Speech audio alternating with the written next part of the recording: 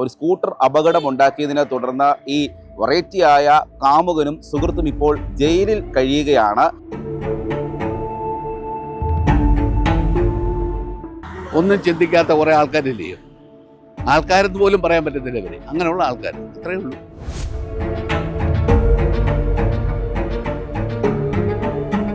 ഇവരുടെ phone call നിരീക്ഷിച്ചതിനെ തുടർന്നാണ് പോലീസിന് ഇത് മനഃപൂർവ്വം ഉണ്ടാക്കിയ ഒരു അപകടമാണ് എന്ന് പോലീസിന് മനസ്സിലായിരിക്കുകയാണ്.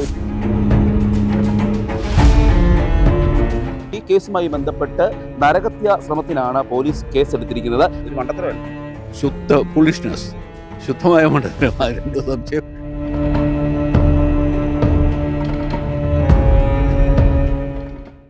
നമസ്കാരം.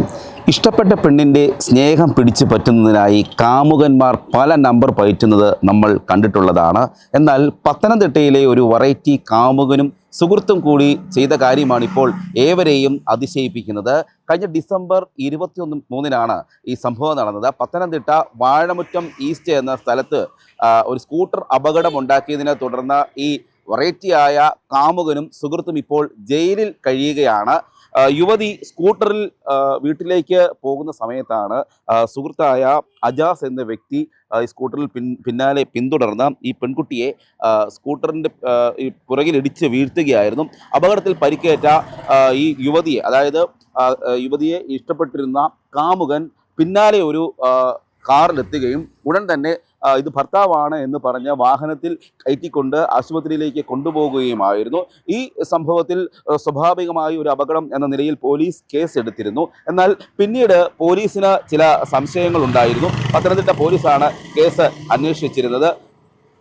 ഭർത്താവ് എന്ന് പറഞ്ഞ് പിന്നാലെ എത്തിയ ആൾ എങ്ങനെയാണ് ആ സമയം തന്നെ ഇവിടെ വന്നതെന്ന് പോലീസിന് സംശയമുണ്ടായി. ഇടിച്ചിട്ട വാഹനം കുറേ ദിവസങ്ങൾ കഴിഞ്ഞാണ് പോലീസ് കണ്ടെത്തുന്നത്.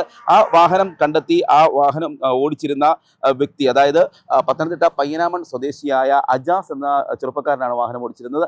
ഇവരുടെ ഫോൺ കോൾ നിരീക്ഷിച്ചതിനെ തുടർന്നാണ് പോലീസിന് ഇത് മനഃപൂർവ്വം ഉണ്ടാക്കിയ ഒരു അപകടമാണ് എന്ന് പോലീസിന് മനസ്സിലായിരിക്കുകയാണ്. ഇതിൻ്റെ CCTV ദൃശ്യങ്ങളൊക്കെ പോലീസ് ശേഖരിക്കുകയും ചെയ്തു. ഈ യുവതി സ്കൂട്ടറിൽ പോകുന്നതും പിന്നാലെ വെള്ള കാറിൽ പിന്തുടർന്നതിൻ്റെയും ഒക്കെ CCTV ദൃശ്യമാണ് പോലീസിന് ലഭിച്ചത്. ഈ സാഹചര്യങ്ങളൊക്കെ എടുത്ത് നടത്തിയ അന്വേഷണത്തിൽ ഇത് മനഃപൂർവ്വമായി നടത്തിയ ഒരു അപകടമാണെന്ന് തെളിയുകയും പത്തനംതിട്ട കോന്നി മാമൂട് സ്വദേശിയായ രഞ്ജിത്ത് രാജൻ എന്ന 24 വയസ്സുകാരനായ ആ കാമുകനെയും സുഹൃത്തായ അജാസിനെയും പോലീസ് അറസ്റ്റ് ചെയ്ത് റിമാൻഡിൽ പോകുകയായിരുന്നു. ഈ കേസുമായി ബന്ധപ്പെട്ട് നരഹത്യാ ശ്രമത്തിനാണ് പോലീസ് കേസെടുത്തിരിക്കുന്നത്.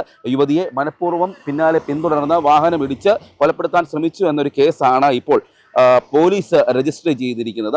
ഏതായാലും ഈ യുവാവിൻ്റെ അതിബുദ്ധിയാണ് ഇത്തരത്തിലൊരു സംഭവത്തിന് കാരണമായിരിക്കുന്നത്.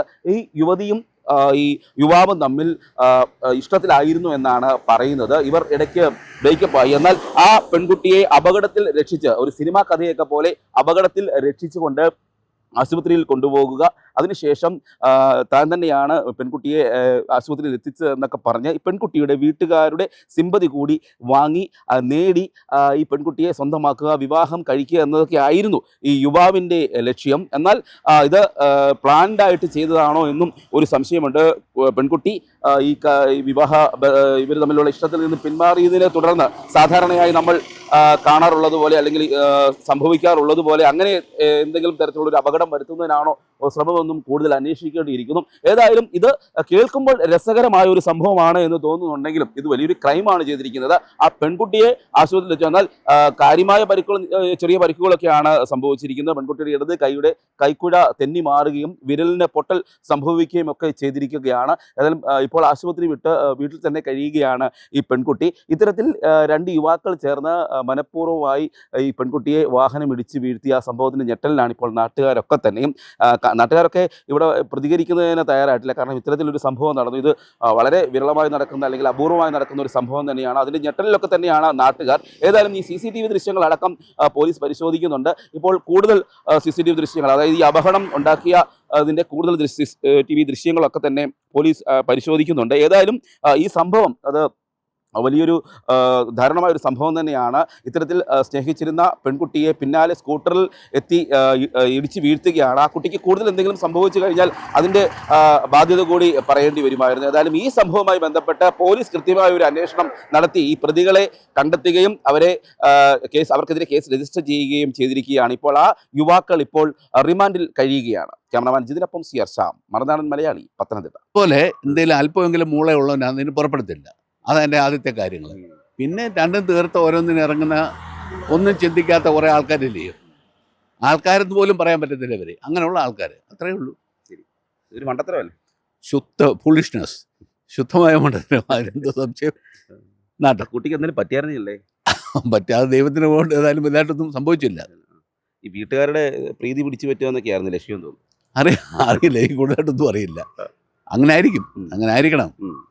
കൊല്ലരുത്, എന്നാൽ സിമ്പതി കിട്ടണം.